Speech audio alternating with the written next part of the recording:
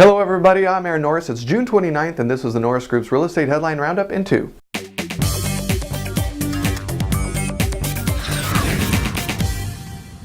First up with the numbers, the Commerce Department reported that sales were up almost 20% from last year and prices for new homes are up 5%. Commercial real estate prices fell in April in almost every sector, according to Moody's. Consumer confidence decreased again for the fourth month in a row. The rate at which homes prices decreased in April was 1.9%, the smallest in a year, and a good sign for the economy. Pending home sales increased 5.9% last month, according to the National Association of Realtors. Jobless claims decreased slightly last week. Mortgage rates are holding steady at a record low of 3.66%. GDP increased 1.9% in the first quarter, as expected, according to the Bureau of Economic Analysis.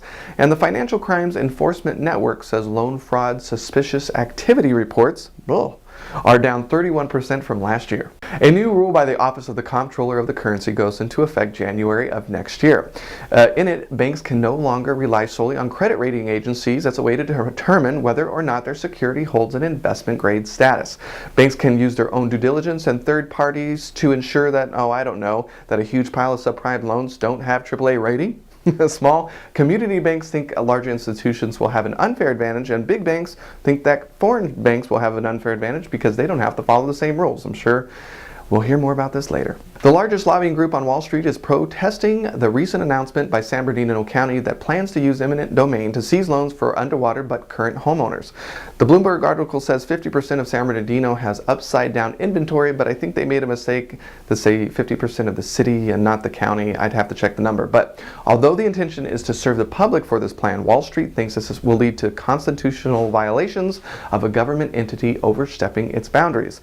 Furthermore, it may hinder the government's objective to get more money willing to lend in tight credit markets.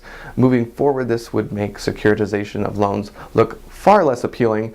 Letters have gone out to the cities involved, and now the California Mortgage Bankers Association, the American Bankers Association, and several other associations are involved. So this will not be going away anytime soon. This week is short and sweet. There are many more headlines on our blog at thenorrisgroup.com/blog.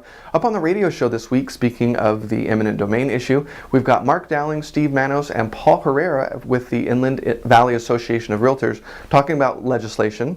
July 21st is the next time you're going to see the Norris Group out and around. We're going to be at the Asian Real Estate Association of America at their 2012 Home Buying and Real Estate Investment Fair. Next up is September. We're going to be at the Invest Club for Women. You can find out all those dates on our calendar on the website. October 19th, please mark your calendar. We're going to be doing I Survived Real Estate for our 5th year. We've raised over $250,000 for charity over the last 4, so looking forward to another successful year. For information on all 5 of our hard money lending programs, check out thenorrisgroup.com. If you're interested in making 9% in an IRA with savings account, check out tngtrustdeeds.com to learn more about trust deed investing. Have a fantastic weekend, and we'll see you next week.